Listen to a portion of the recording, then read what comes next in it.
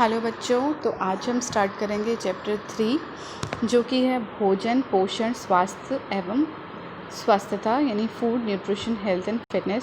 तो सबसे पहले बच्चों, ये चैप्टर स्टार्ट करने से पहले आप अपनी बुक जो है वो अपने आगे रख लें और जैसे जैसे मैं आपको समझाती जाऊँ और पढ़ाती जाऊँ, आप अपनी बुक में भी वो चीज़ देखते रहो कि कहाँ पे मैं पढ़ा रही हूँ, ताकि आपको और ज़्यादा अच्छे से क्लियर हो जाए। मे बी अगर कोई पिक्चर क्लियर ना हो तो आप मेरी ऑडियो से या जो आवाज़ आपको मेरी आ रही है उसी को समझ के अपनी बुक में देख के जो है उस चीज़ को समझ सको। तो अपनी बुक जो है अपने आगे खोल लो, उसके बाद जो है ये वीडियो देखना स्टार्ट करो। तो अपनी बुक के साथ एक पेंसिल लो और जो जो मैं बातें बोलती हूँ उन्हें अंडरलाइन करो, जो इम्पॉर्टेंट है उन्हें अंडरलाइन करो, जो जो मैंने हाईलाइट किए हुए हैं इस वीडियो में आप उनको भी अपनी बुक में हाईलाइट कर लो ताकि आपको इसे समझने में और ज़्यादा आसानी हो। तो चलो ये चैप्टर हम स्टार्ट करते हैं। सबसे पहले बच्चों हम ये जानेंगे कि इस चैप्टर में हम क्या पढ़ने वाले हैं। तो ये चैप्टर पढ़ने के बाद आपको समझ में आएगा कि भोजन क्या होता है, पोषण क्या होता है, पोषक तत्व कितने प्रकार के होते हैं, स्वास्थ्य एवं स्वास्थ्यता की क्या परिभाषा है, कौन पोषण और भोजन की क्या भूमिका है आपका स्वास्थ्य बनाए रखने में, संतुलित आहार क्या होता है, आहार की निर्धारित मात्रा आरडीए क्या है ना, और किस प्रकार से भोजन को उपयुक्त वर्गों में वर्गीकृत किया गया है।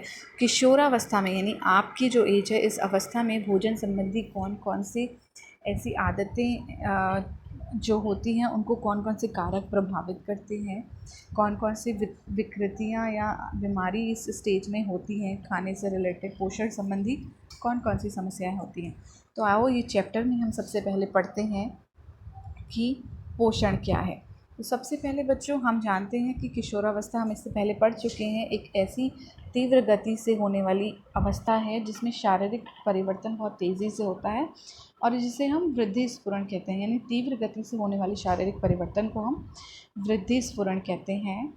तो हम अच्छी तरीके से जानते हैं कि जैसे जैसे हमारी एज बढ़ती है वैसे वैसे हमारी पोषण की आवश्यकता बढ़ती जाती है, क्योंकि उस बढ़ती हुई एज में हमें सारे पोषक तत्व अगर नहीं मिलेंगे तो हमारी वृद्धि नहीं होगी, वो वहीं रुक जाएगी और जिससे पोषक तत्वों की कमी अगर हो गई तो हमें कई प्रकार की बीमारियां लग सकती हैं, कई प्रकार के रोग हो सकते हैं। आपने देखा होगा पुरानी कहावतें हैं, जैसा अन्न वैसा तन, यानी जिस तरीके का आप खाएंगे आप उसी तरीके का अपना शरीर बनाएंगे। यानी अगर आप अच्छा पोषक तत्व से भरपूर खाना खाते हैं तो आप स्वस्थ रहेंगे, अन्यथा अगर आपने कोई चीज़ कम खाई तो आपको जो है किसी पोषक तत्व की कमी है तो जो है वो उससे कोई ना कोई रोग हो सकता है। तो सबसे पहले हम पढ़ेंगे पोषण की परिभाषा। भोजन और पोषक तत्वों के हमारे स्वास्थ्य पर पड़ने वाले प्रभाव का विज्ञान पोषण कहलाता है। यानी जो पोषक तत्व भोजन में उपस्थित होते हैं वो हमारे स्वास्थ्य पर जो प्रभाव डालते हैं उस विज्ञान को हम पोषण कहते हैं। अगर हम अच्छा भोजन लें, अच्छे पोषक तत्व हमारे शरीर को मिलेंगे, वो अच्छी तरीके से उसे प्रभावित करेंगे तो हम उसे सुपोषण कहेंगे। और अगर कोई पोषक तत्व की कमी है या कुछ भोजन संबंधी समस्या, भोजन संबंधी आदतों की वजह से कोई बीमारी या रोग होते हैं तो हम उसे कुपोषण कहेंगे। तो यानी ये दोनों जो हैं पोषण और स्वास्थ्य जो है वो एक ही सिक्के के दो पहलू हैं, यानी एक दूसरे के ऊपर निर्भर करते हैं। तो भोजन क्या है, यानी जो आप खाना खाते हैं वो क्या है, इसे समझना बच्चों बहुत ज़रूरी है। तो आप देख सकते हो मैंने ये हाईलाइट किया हुआ है, यानी भोजन की परिभाषा जो है वो बहुत इम्पॉर्टेंट है। वह सभी तरल तथा ठोस पदार्थ जिन्हें मनुष्य खाता है, यानी जो आप लोग खाते हैं चाहे वो तरल हो चाहे वो ठोस पदार्थ हो, और अपनी पाचन क्रिया द्वारा यानी डाइजेशन के द्वारा अवशोषित करके यानी एब्जॉर्ब करके विभिन्न शारीरिक कार्यों के लिए प्रयोग करता है, भोजन कहलाता है। यानी बच्चों जो भी खाना आप खाते हो वो आपके शरीर में जाकर के पाचन होता है उसका, और उन पोषक तत्वों का अवशोषण होता है जो कि हमें हमारे शारीरिक कार्यों को करने में मदद करता है। तो इसको हम भोजन कहते हैं यानी फूड कहते हैं। और दूसरे शब्दों में कहें तो जो हमारी पूरी खाने से लेकर पदार्थ को निगलने, पचाने और अवशोषित करने के पश्चात जो शरीर को स्वस्थ रखने के लिए पोषक तत्व प्रदान करता है, वो ही पदार्थ आपका भोजन कहलाता है।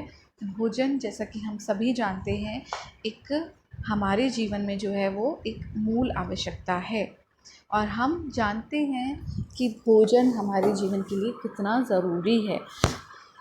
तो अब हम पढ़ेंगे भोजन के कार्य, फंक्शंस ऑफ फूड। अगर आप देखते हो अपने रोज़ के जीवन में, दैनिक जीवन में कई प्रकार के भोजन का ग्रहण करते हैं, कई प्रकार के भोजन खाते हैं। तो उनमें सबसे पहले अगर आप देखो, शरीर को ऊर्जा प्रदान करना एक बहुत ही महत्वपूर्ण कार्य है भोजन का।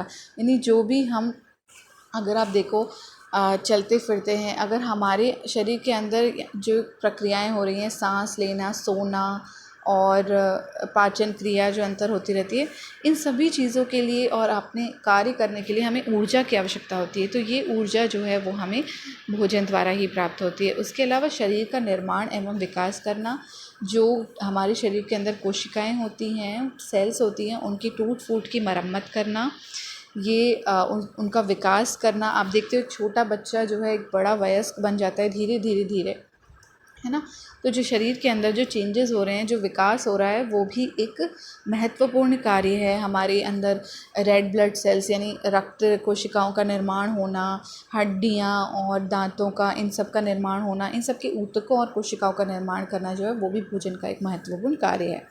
उसके अलावा शरीर से रोगों की रक्षा करना। आपने देखा होगा हमारे भोजन में हम कहते हैं कई सारे विटामिन्स हैं, कई सारे मिनरल्स हैं, है ना, खनिज लवण हैं। ये सारे जो हैं हमारे शरीर को रोगों के प्रति सुरक्षा करते हैं, हमारे शरीर की, यानी हमारे शरीर को रोगों से बचाते हैं। इसके अलावा मनोवैज्ञानिक कार्य, यानी आपने देखा होगा कि कुछ सारे इमोशनल चीज़ें भी हमारे खाने से जुड़ी हुई हैं। जैसे अगर आपको आपका फेवरेट खाना मिल जाता है तो आप बहुत ज़्यादा खुश हो जाते हो और आप एकदम संतोष का भाव प्रकट करते हो। आपको बहुत अच्छा लगता है जब आपको अपनी मम्मी प्यार से खाना बना के खिलाती है ना। तो ये जो एक मनोवैज्ञानिक कार्य भी करता है। उसके अलावा सामाजिक और सांस्कृतिक कार्य, यानी जब हम अपने परिवार के साथ भोजन करते हैं तो हम आपसी संबंधों में जो है मजबूत होते हैं, उससे आपसी संबंध। उसके अलावा हमने देखा होगा परिवार में कई सारे जो ओकेजन्स होते हैं, त्यौहार होते हैं, उन मौक़ों पर भी हम काफ़ी अपने रिश्तेदारों और घर वालों के साथ जो विशेष पकवान बनाते हैं, खुशी खुशी उनको खाते हैं, आदान प्रदान करते हैं, किसी को देते हैं, कोई हमें देता है। तो ये एक तरीके से हमारे सामाजिक स्तर पे भी हमें बहुत हेल्प करता है। तो इसका एक भोजन का एक सामाजिक और सांस्कृतिक कार्य भी है। तो हमने इतने सारे फंक्शंस जो हैं वो फूड के पढ़े। तो ये सारे फंक्शंस हमारा जो खाना है जो हम खाते हैं वो करता है। यानी आज तक आप सिर्फ यही जानते हो कि खाना जो है वो आपको शरीर को ताकत देता है। तो आज आप ये चैप्टर पढ़ने के बाद इस चीज़ समझ गए हो कि भोजन के क्या क्या कार्य हैं। यानी वो हमें सिर्फ ऊर्जा ही नहीं प्रदान करता बल्कि और भी कई सारे कार्य करता है। इसके अलावा बच्चों अब हम पढ़ेंगे पोषण। पोषण क्या है?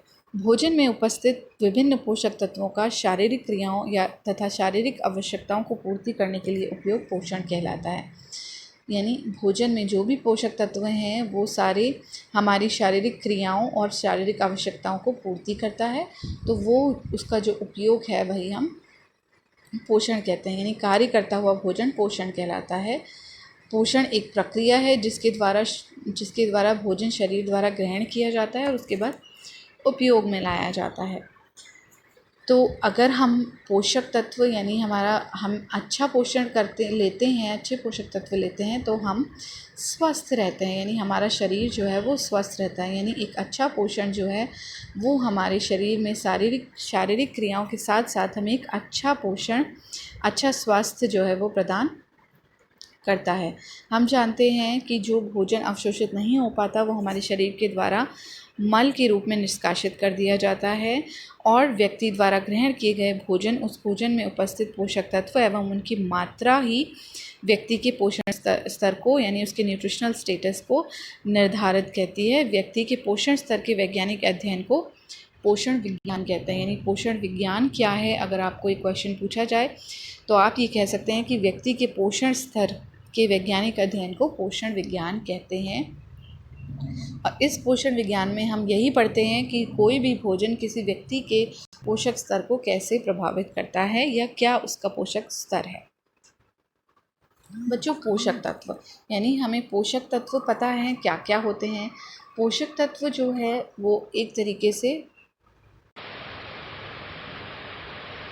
तो सबसे पहला होता है बच्चों जैविक कारण, यानी अगर परिवार में किसी को ये एनारोक्सिया नर्वोसा रोग है तो अन्य अगर कोई किशोर है तो उनकी इस रोग से ग्रसित होने की संभावना ज़्यादा होती है।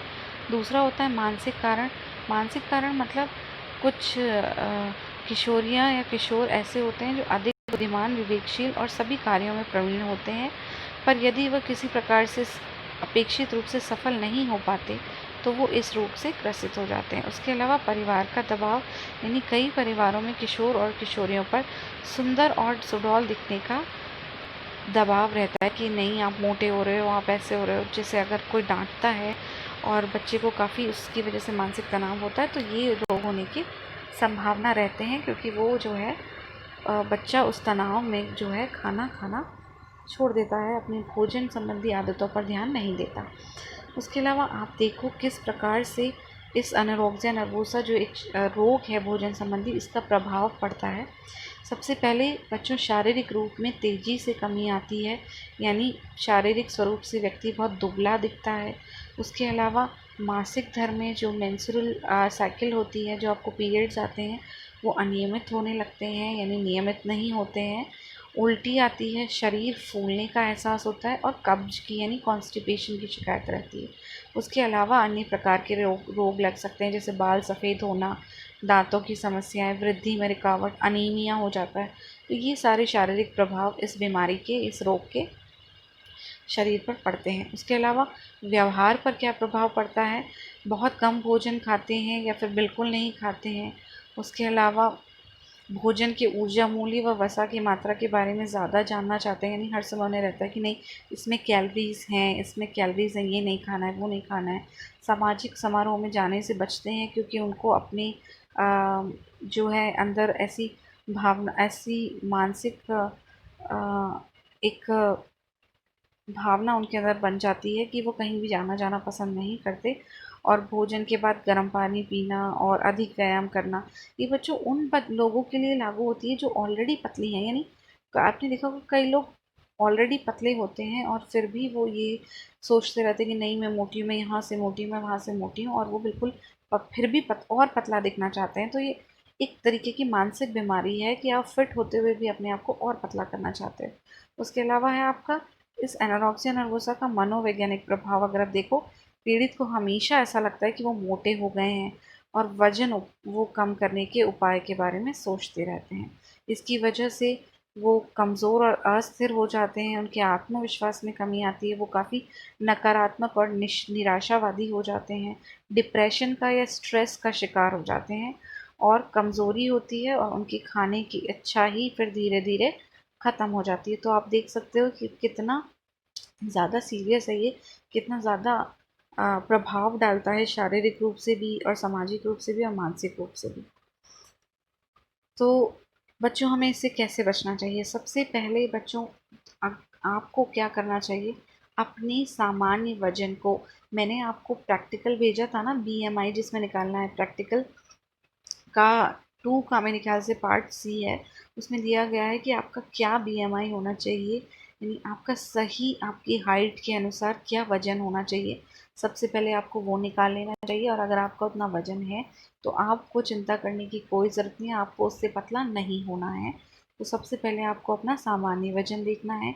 दूसरा, सारे मनोवैज्ञानिक कार्यों को ठीक करना है, यानी अगर आप मन में ऐसा सोचते हैं कि नहीं मैं मोटी दिख रही हूँ, नहीं मुझे ये नहीं खाना चाहिए और मुझे पतला होना है, ये सब सोचते रहते हो हर समय, तो इसको आपको नहीं करना है। तीसरा, ऐसे कारणों से दूर रहना है जिनके कारण वे ऐसा करने लगे हैं, यानी कि कौन आपके ऊपर कोई दबाव डाल रहा है या कोई कारण है, तो आपको वो नहीं करना है। उसके अलावा बच्चों दूसरा जो भोजन संबंधी रोग किशोरावस्था में हो जाता है वो है बुलीमिया। तो बुलीमिया के बारे में हम पढ़ेंगे। बुलीमिया क्या है? ये भी एक खान पान संबंधी यानी भोजन संबंधी समस्या है इस स्थिति में किशोर बहुत ही अजीब और अस्थिर व्यवहार करते हैं। वो क्या करते हैं, खाते रहते हैं, कभी कभी हमेशा खाते रहते हैं और उसके बाद ही कम वज़न करने का प्रयास करने लगते हैं। यानी आपने देखा होगा, एक पहले वो काफ़ी सारा खा लेते हैं, उसके बाद फिर वो भोजन करने के पश्चात ऐसे अपने मुंह में उंगली डाल के उल्टी करते हैं, एनीमा लेते हैं या फिर उपवास करते हैं ताकि जो है वो पतले हो जाएं। यानी पहले बहुत सारा खाना और उसके बाद एकदम से टेंशन लेना कि अरे हमने इतना खा दिया और अब हमारा वज़न बढ़ जाएगा, और उससे किसी भी तरीके से वज़न कम करने के प्रयास करना। तो ज़्यादातर ये प्रारंभिक किशोरावस्था में 13-14 साल की उम्र में दिखाई देता है। यह रोग मुख्य रूप से मध्यम, ठीक है, वह जो ऊपर आय वाली जो परिवार होते हैं उनकी किशोरियों और महिलाओं में ज़्यादा पाया जाता है। इस रोग के लक्षण अधिकतर वज़न घटाने या तीव्र डाइटिंग के पश्चात देखे जा सकते हैं। यानी आप देखो तो बुलिमिया के कारण हम सबसे पहले पढ़ेंगे। बुलिमिया के कारण क्या है? सबसे कई किशोरियाँ अपने वास्तविक शारीरिक स्वरूप को स्वीकार नहीं कर पाते, जिसके कारण वो इस रोग से ग्रसित हो जाते हैं। दूसरा, वो निराशाजनक या अवसाद जैसी परिस्थितियों का सामना ना कर पाने की स्थिति में इस विकार से ग्रसित हो जाते हैं। यानी अगर वो निराश हो जाते हैं और वो स्ट्रेस या डिप्रेशन से गुज़रते हैं तो वो भी उस समय भी इस स्थिति का शिकार हो सकते हैं। उसके अलावा फैशन या मॉडलिंग और अभिनय के क्षेत्र में जो करियर बनाने की चाह रखती हैं, वो किशोर किशोरियाँ भी अपने आप को सुंदर और आकर्षक दिखाने के लिए ये इस प्रकार की जो बुलिमिया की जो प्रैक्टिस है ये करते हैं, और इस प्रकार के विकार जो है उनमें उत्पन्न हो जाते हैं। बुलिमिया आप यहाँ चित्र में देख सकते हो कि एक लड़की ये बुलिमिया से पहले बिल्कुल सामान्य थी, लेकिन बुलिमिया के बाद वो बिल्कुल कमज़ोर सी हो गई, क्योंकि उसने केवल अपना वज़न कम करना चाहा, और वो भी एक ऐसे तरीके से जिससे कि उसके शरीर पर नकारात्मक प्रभाव पड़ा। बुलिमिया के आप लक्षण देखो। सबसे पहला ये कि खाने की इच्छा नियंत्रित नहीं हो पाती। वह तब तक खाते हैं जब तक कि पेट में दर्द ना हो, यानी बिल्कुल खाते रहते हैं, खाते रहते हैं। उसके बाद वज़न जो वो उल्टी करते हैं या फिर उपवास करते हैं या फिर जो है वज़न कम करने के इस तरीके के उपाय करते हैं, उनसे क्या होता है कि उनका वज़न काफ़ी तेज़ी से बढ़ता है और काफ़ी तेज़ी से घटता है, और जब वो खाते हैं तो एकदम तेज़ी से बढ़ता है। यानी जब एकदम तेज़ी से बढ़ता है तो फिर वो उसके बाद ये सब करके एकदम तेज़ी से कम कर लेते हैं। दांतों की ऊपरी परत जो होती है एनेमल नष्ट हो जाती है और उसमें सड़न छिद्र हो जाते हैं, यानी कैविटीज़ हो जाती हैं दांतों में। इसके अलावा इसका बुलिमिया का क्या क्या प्रभाव पड़ता है? सबसे पहले हम देखें शारीरिक प्रभाव क्या पड़ता है। सबसे पहले इसका शारीरिक प्रभाव हमारे पाचन तंत्र पर पड़ता है। यानी हमारी जो शरीर की पेट में पैनक्रियाज जो अग्न्याशय है, छोटी इंटेस्टाइन है, उसमें नुकसान होता है। पेट साफ़ करने की दवाइयाँ लेनी पड़ती है क्योंकि कॉन्स्टिपेशन हो जाता है, पेट दर्द हो जाता है, तो ये दवाइयों से शरीर पर काफ़ी बुरा प्रभाव पड़ता है। उसके अलावा डिहाइड्रेशन और किडनी में पथरी हो सकती है। उसके अलावा इसका मनोवैज्ञानिक प्रभाव क्या पड़ता है कि ऐसे व्यक्ति डिप्रेशन में आ जाते हैं। उन्हें हर बार लगता है कि वो मोटे लग रहे हैं और वो नहीं कर पा रहे हैं और बिल्कुल भी अपने वज़न को कंट्रोल नहीं कर पा रहे हैं, वो ज़्यादा खाते हैं, तो वो हर समय डिप्रेशन में रहते हैं। सामाजिक स्थिति में वो खुद को अटपटा सा, अकेला और शर्मिंदा महसूस करते हैं।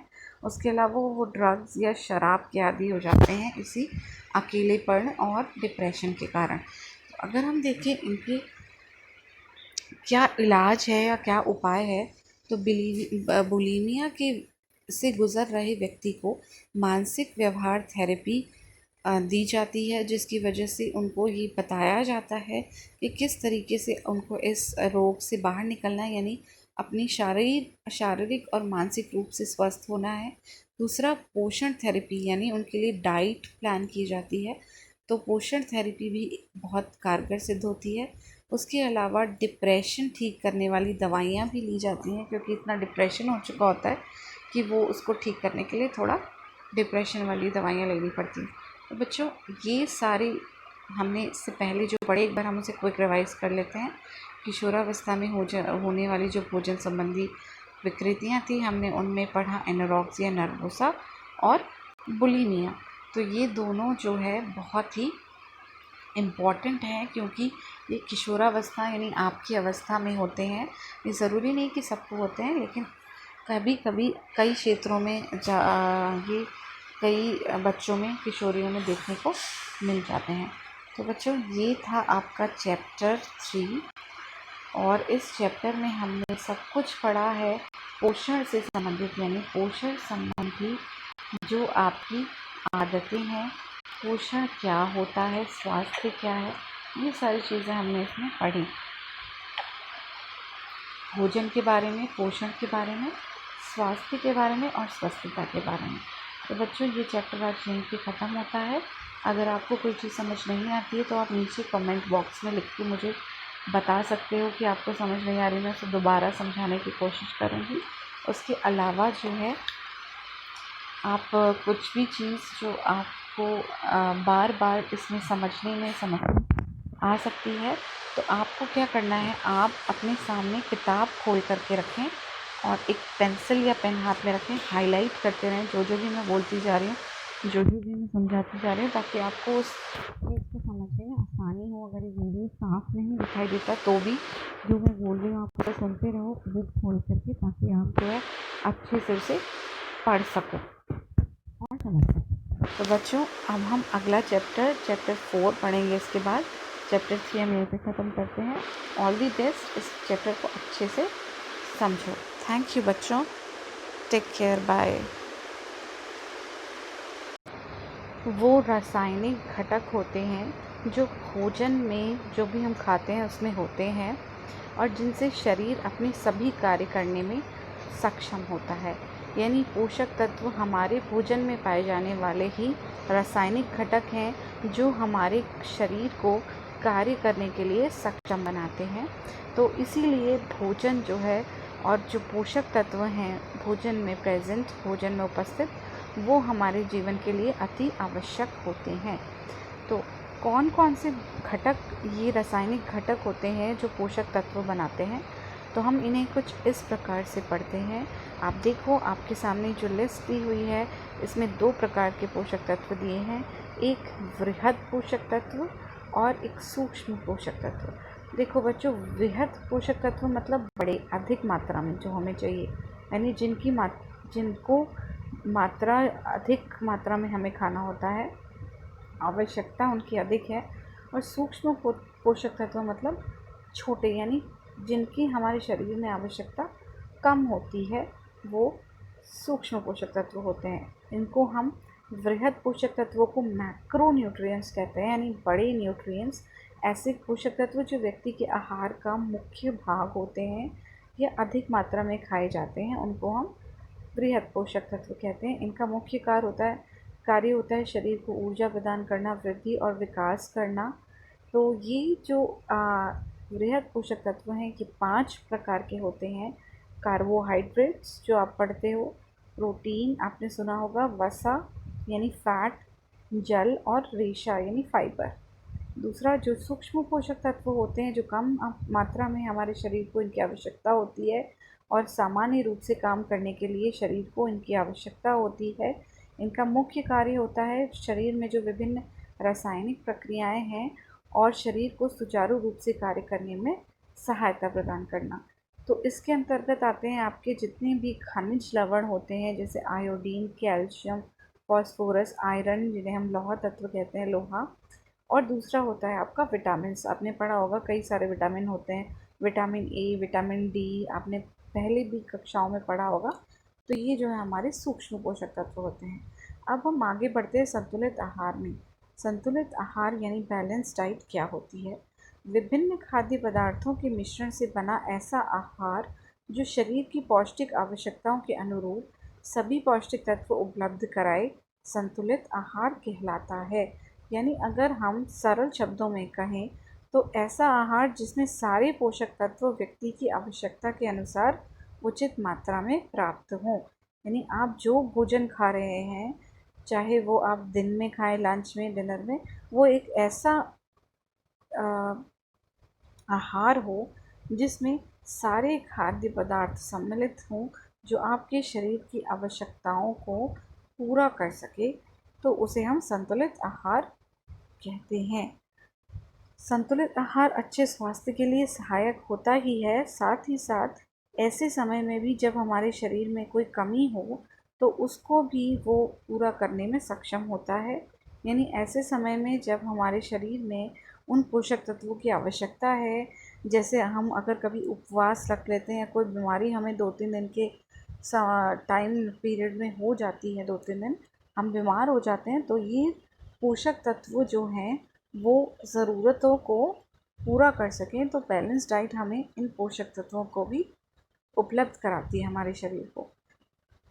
नियमित रूप से अगर हम संतुलित आहार करेंगे तो हमारे शरीर में पोषक तत्वों का भंडारण हो जाता है, यानी हमारे शरीर में पोषक तत्व स्टोर हो जाते हैं, भंडारण हो जाता है, और इनका उपयोग ऐसी अवस्था में जब शरीर को ज़रूरत है वैसी परिस्थितियों में किया जा सकता है। यदि किसी आहार की योजना संस्तुत आहारीय मात्रा यानी RDA के अनुरूप हो तो उस आहार को भी संतुलित आहार कहा जाता है, क्योंकि वो तत्काल आवश्यकताओं के साथ साथ अतिरिक्त सुरक्षा को भी पहले से उसमें हम जोड़ लेते हैं। अब हम पढ़ते हैं बच्चों, संतुलित आहार जो होता है वो क्या क्या उसमें होता है। सबसे पहला, जिसमें आहार ग्रहण करने वाले व्यक्ति को ऊर्जा की प्राप्ति हो, ऐसा आहार संतुलित आहार कहलाता है। दूसरा, उसमें सारे वृहद और सूक्ष्म पोषक तत्व हमें उचित मात्रा में मिल जाए।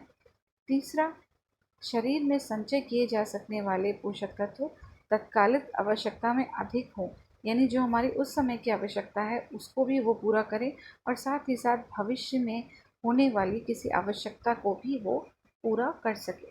तो सबसे पहले बच्चों हम पढ़ेंगे निर्धारित आहार संबंधी मात्रा, जिसको हम कहते हैं RDA यानी रिकमेंडेड डाइटरी अलाउंसेस।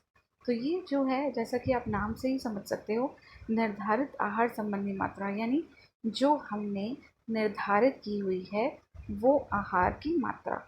भारतीय चिकित्सा अनुसंधान परिषद यानी Indian council of medical research ने हर प्रकार के व्यक्ति की आयु के अनुसार, उसकी लिंग के अनुसार, यानी अगर फीमेल है या मेल है, वो एक आदमी है या एक औरत है, उनके कार्य के अनुसार, यानी अगर वो हल्का कार्य करता है या वो एक भारी कार्य करता है, जैसे कि आप देखते हैं मजबूर पत्थर उठाना और काफ़ी सारी इधर उधर जाने वाले जो काम होते हैं जिनमें हमें काफ़ी मेहनत करनी पड़ती है, उनके अनुसार और कुछ विशेष परिस्थितियों के अनुसार जो है सभी वर्ग के लिए विभिन्न पोषक तत्वों की एक प्रस्तावित दैनिक मात्रा दी गई है, जो कि हमारी RDA या निर्धारित आहार संबंधी मात्रा कहलाती है। यानी बच्चों, ICMR ने, भारतीय चिकित्सा अनुसंधान परिषद ने ऐसी मात्रा सभी पोषक तत्वों की दी हुई है जिनको अगर हम लें तो हम अपनी दैनिक आवश्यकता के साथ साथ एक अतिरिक्त सुरक्षा मात्रा भी स्टोर, हमारा शरीर वो अतिरिक्त मात्रा को स्टोर कर सकता है, भंडारण कर सकता है उसका, और हमें वो आगे भविष्य में हमारे शरीर की आवश्यकताओं की पूर्ति कर सकता है। यानी अगर आप यहाँ पे देखो, जो इसका मान है वो ये होता है, यानी निर्धारित आहार संबंधी मात्रा जो होती है वो अपनी दैनिक आवश्यकता प्लस अतिरिक्त सुरक्षा मात्रा, यानी किसी भी पोषक तत्व का RDA या फिर निर्धारित आहार संबंधी मात्रा जो होती है वो दो चीज़ों से बनी होती है, उसकी आवश्यकता जो हमें रोज़मर्रा के लिए चाहिए, और दूसरा एक अतिरिक्त सुरक्षा मात्रा भी उसमें जोड़ दी जाती है। अब हम समझेंगे अंतर एक न्यूनतम आवश्यकता में यानी मिनिमम रिक्वायरमेंट में और प्रस्तावित मात्रा यानी रिकमेंडेड अलाउंसेस में क्या अंतर है। न्यूनतम आवश्यकता, जैसा कि आप नाम से समझ रहे हो, हमें जिसकी न्यूनतम आवश्यकता होगी, मिनिमम रिक्वायरमेंट होगी, यानी शरीर की को विभिन्न पोषक तत्वों की कमी से होने वाले रोगों से बचाने के लिए जितनी मात्रा में पोषक तत्वों की आवश्यकता होती है वो न्यूनतम आवश्यकता कहलाती है। भोजन में न्यूनतम आवश्यकता से कम मात्रा में पोषक तत्व ग्रहण करने से पोषक तत्वों की कमी हो सकती है। इसका मैं एक उदाहरण आपको बताती हूँ। अगर हम सभी जानते हैं कि विटामिन D जो होता है वो हमारी हड्डियों को मजबूत करता है। तो अगर हम विटामिन डी एक पोषक तत्व है, उसको हड्डियों वाली बीमारियों से बचने के लिए हम जितनी उसकी न्यूनतम आवश्यकता है, अगर हम उतना उस बीमारी से बचने के लिए लेते हैं तो वो हमारा न्यूनतम आवश्यकता कहलाती है। और अगर हम वो न्यूनतम आवश्यकता भी नहीं लेंगे तो आगे जाकर के विटामिन डी उस पोषक तत्व की कमी होने से हमें हड्डियों की बीमारियां हो सकती हैं। यानी एक न्यूनतम आवश्यकता लेना बहुत ही ज़रूरी है। दूसरा है आपका प्रस्तावित मात्रा, यानी न्यूनतम मात्रा में जब व्यक्ति की अवस्था या शारीरिक आवश्यकताओं के अनुरूप पोषक तत्वों की कुछ अतिरिक्त मात्रा जोड़ दी जाती है। यानी हमने न्यूनतम आवश्यकता में एक अतिरिक्त मात्रा जोड़ी है तो उसे हम प्रस्तावित मात्रा कहते हैं। यानी जो कि प्रस्तावित की गई है ताकि हमारा शरीर जो है, स्वस्थ शरीर जो है, इन पोषक तत्वों को प्रस्तावित मात्रा में न्यूनतम मात्रा से अधिक इनका मान है। तो जब हमारे शरीर में किसी पोषक तत्व की कमी हो जाएगी तो ये प्रस्तावित मात्रा जो है, उसमें जो अधिक मात्रा हम लोगों ने ऐड करी है, जोड़ी हुई है, वो उस पोषक तत्व की कमी को कुछ समय के लिए पूरा कर सकती है। जैसे कि अगर मैं आपसे कहूँ कि हम रोज़ विटामिन डी लेते हैं, विटामिन डी वाले भोज्य पदार्थ लेते हैं, तो हमें हड्डियों की उसकी न्यूनतम आवश्यकता अगर हम लेते हैं तो हमें हड्डियों की बीमारी नहीं होगी। लेकिन अगर किसी कारण से 1-2 दिन हमने उपवास कर लिया या फिर हो सकता है हम 2-3 दिन बीमार हो गए जिसकी वजह से हम वो दवा नहीं खा पाए, तो लेकिन प्रस्तावित मात्रा में अगर हमने विटामिन डी लिया है तो वो हमारे शरीर में उसका भंडारण हो जाएगा। और जब हमें ज़रूरत होगी, जैसे हमने उपवास किया या हम बीमार थे, उस दौरान हम विटामिन डी की प्रस्तावित मात्रा नहीं ले पाए, तो जो अतिरिक्त मात्रा इसमें ऐड होती है न्यूनतम आवश्यकता के अलावा, वो उस समय काम करेगी और उस समय हमें उसकी कमी नहीं होगी। यानी वो उस कमी को, जो अतिरिक्त मात्रा है, वो पूरा कर देगी। तो कुछ इस तरीके से आपने इसमें अंतर देखा। न्यूनतम आवश्यकता है कम से कम रिक्वायरमेंट, यानी कम से कम आवश्यकता, जबकि प्रस्तावित मात्रा में हम कुछ और अधिक अतिरिक्त मात्रा जो है वो जोड़ देते हैं। तो बच्चों, किसी व्यक्ति के लिए संतुलित आहार का निर्धारण करते समय हमें कुछ बातों का ध्यान रखना होता है, जैसे कि उसमें विभिन्न प्रकार के खाद्य पदार्थ शामिल हो, यानी वैरायटी हो खाने में, इसमें सही अनुपात में पोषक तत्व हो। ऐसा ना हो कि कोई जैसे कार्बोहाइड्रेट हमारे खाने में ज़्यादा है और प्रोटीन कम है, तो उससे भी कोई ना कोई परेशानी, कोई ना कोई समस्या हो सकती है। उसके अलावा अच्छे स्वास्थ्य को बनाए रखने के लिए जो मदद करता है, उसके अलावा RDA के अनुसार हो, जो हमने ऊपर पढ़ा, निर्धारित आहार संबंधी मात्रा के अनुसार हमारा संतुलित आहार होना चाहिए। दूसरा, पोषक तत्वों हेतु अतिरिक्त सुरक्षा मात्रा इसमें उपलब्ध हो और लंबाई के अनुपात में अपेक्षित शारीरिक वजन बनाए हों। यानी शारीरिक वजन, हमारे वजन के हिसाब से भी वो जो आहार है वो सही होना चाहिए।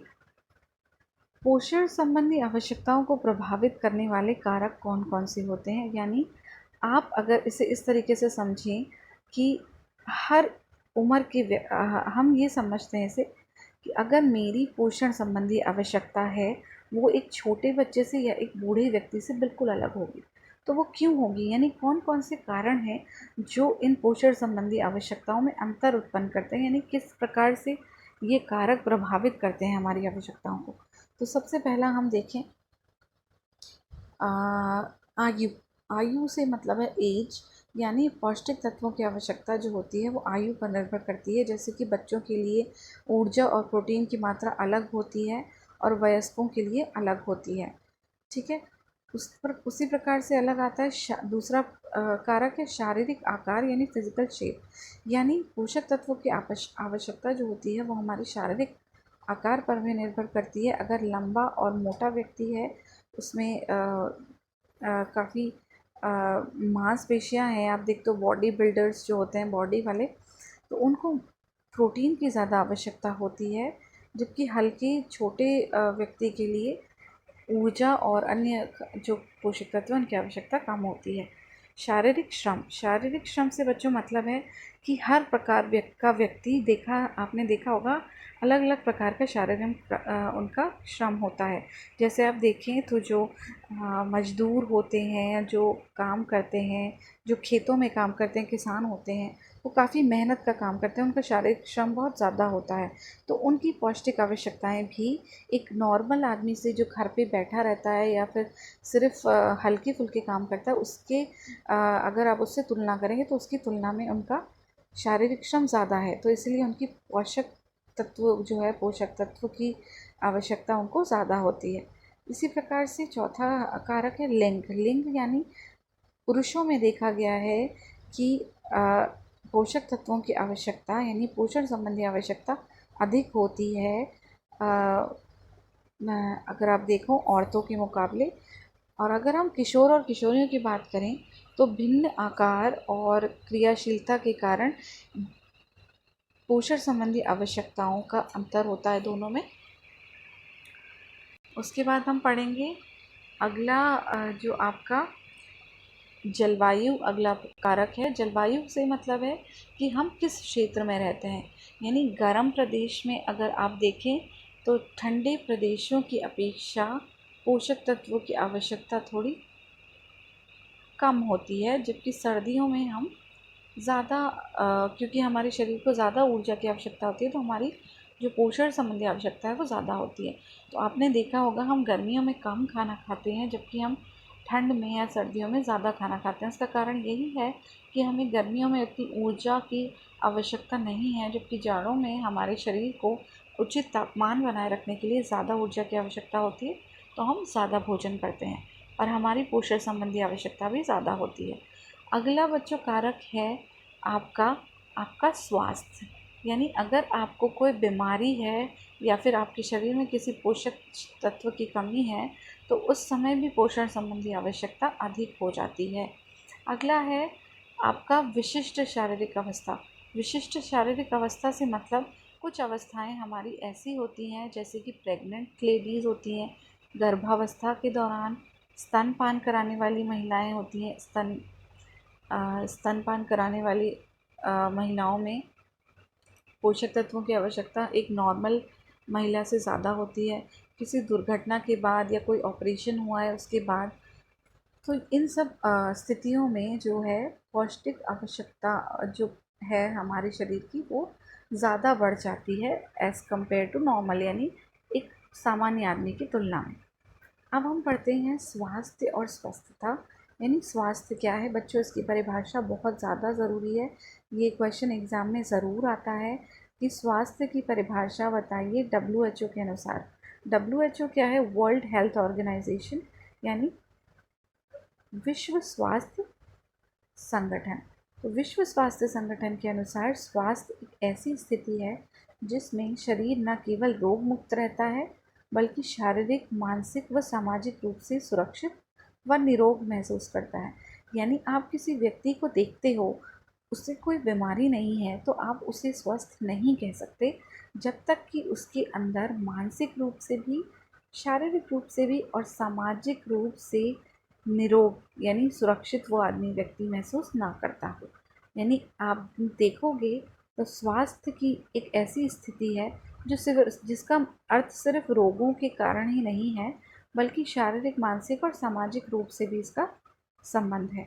तो उपरोक्त परिभाषा जो हमने पढ़ी, इससे सिद्ध होता है कि ये केवल रोग की अनुपस्थिति नहीं है बल्कि हमारा पूर्ण संतुष्ट होना मानसिक रूप से भी और सामाजिक रूप से भी।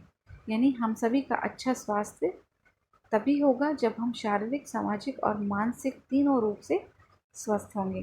तो इसके लिए हमें ये समझना बहुत ज़रूरी है कि स्वास्थ्य के कौन कौन से आयाम हैं। अगर आप देखो, सबसे पहला आयाम है हमारा शारीरिक आयाम। शारीरिक रूप से जो हमें रोगों से मुक्त रखता है और चुस्त दुरुस्त रखता है, यानी हम देखने में बिल्कुल स्वस्थ और अच्छे दिखें, साफ सुथरे हों। दूसरा है मानसिक स्वास्थ्य यानी मेंटल हेल्थ, यानी हमारा संज्ञानात्मक आप देखो और भावनात्मक क्षमताएं जो हैं हम इनका उपयोग कर सकें और अपनी मांगों की पूर्ति करने में सक्षम हो सकें। तो मानसिक स्वास्थ्य से मतलब है हम मानसिक रूप से सजग हों, हमें कोई चिंता या परेशानी ना हो, हम उनसे निपटने में सक्षम हों, हम स्थिर हों और मानसिक विकारों से मुक्त हों। तीसरा आता है सामाजिक स्वास्थ्य। सामाजिक स्वास्थ्य से मतलब है कि वो व्यक्ति की उन सामाजिक कौशलों तथा योग्यताओं से जिनके माध्यम से वह समाज के सदस्य के रूप में कार्य पाता है, यानी सामाजिक कौशल और योग्यताएं व्यक्ति के अंतर होनी चाहिए। इसके अंतर्गत आते हैं सहन क्षमता और सहयोग की भावना, सौम्य व मधुर व्यवहार, लोगों के प्रति अच्छे संबंध और जिम्मेदारी का एहसास। तो ये तीनों आयाम जो थे ये स्वास्थ्य के आयाम हैं, और ये तीनों आयाम अगर अच्छे हैं तो तभी जो है कोई व्यक्ति स्वस्थ कहलाता है। इसके अलावा बच्चों चौथा आयाम है आध्यात्मिक आयाम। तो 4 आयाम हमने पढ़े। आध्यात्मिक आयाम जैसा कि आप नाम से समझ सकते हो कि ये आध्यात्मिक आयाम से तात्पर्य हमारा है कि व्यक्ति जो है अपने सामर्थ्य तथा मान्यताओं के दृढ़ विश्वास से है। व्यक्ति का नैतिक मूल्य यानी सच्चाई, दूसरे की मदद करना, अपनी जिम्मेदारी ईमानदारी से निभाना, दूसरे के प्रति संयमपूर्ण व्यवहार करना, ये सारे आध्यात्मिक स्वास्थ्य के अंतर्गत आते हैं। यानी इन्हीं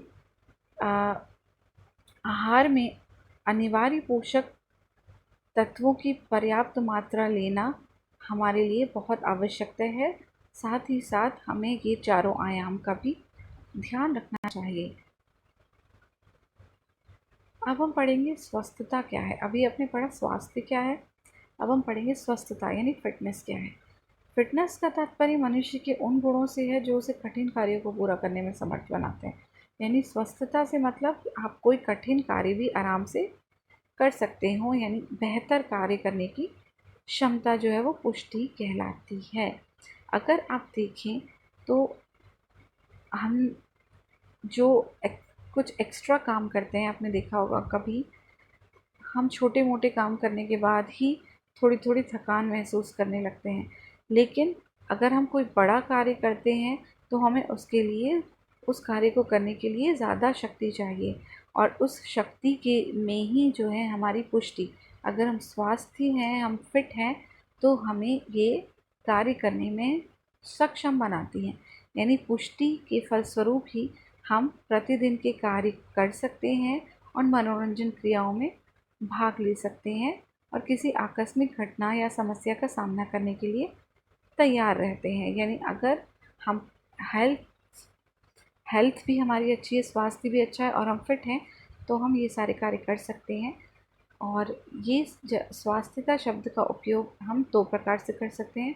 सामान्य स्वस्थता यानी इसका संबंध हमारे अच्छे स्वास्थ्य और बेहतर कार्य क्षमता से है, जबकि विशिष्ट स्वस्थता है आपका किसी विशेष कार्य को पूरा करने की, जो विशिष्ट कार्य को पूरा करने के लिए ज़रूरी स्वस्थता है। जैसे कि आपने देखा होगा कई एथलीट होते हैं, जो खेल कूद करने वाले होते हैं ना स्पोर्ट्स में, उन लोगों को वो विशिष्ट स्वस्थता की ज़रूरत होती है उस विशिष्ट कार्य को पूरा करने के लिए।